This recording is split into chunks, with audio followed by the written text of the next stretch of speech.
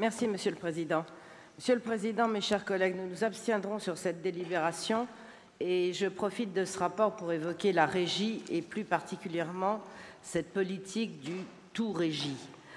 En effet, nous ne sommes pas par principe, bien au contraire, opposés à la prise en régie par une collectivité territoriale d'un service, surtout si ce dernier est public et participe de fait à l'intérêt général avec, par exemple, les cantines, les transports, l'eau, etc. En revanche, je pense que pour un bon équilibre des finances et pour une gestion saine des collectivités, l'équation DSP, délégation de services publics, et régie me paraît raisonnable. Or, depuis votre première mandature et après avoir transféré toutes les compétences de la ville de Nice avec leurs dettes respectives vers la métropole, on se lance maintenant dans le tout régie.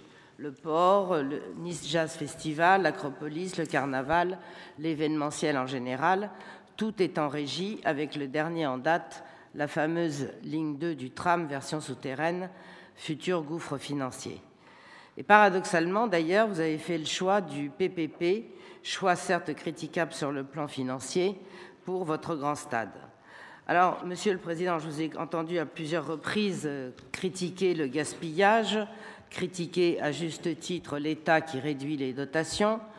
Vous vantez sans arrêt l'investissement avec des partenaires. Je prends pour exemple le Small Business Act.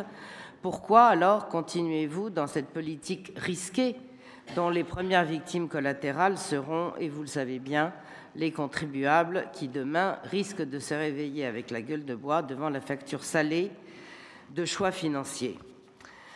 Voilà, donc je pense qu'il n'était pas inutile de rappeler ce risque du tout régie, surtout sur un dossier comme ça. Merci. Et je crains que ça nous mène un jour dans une impasse.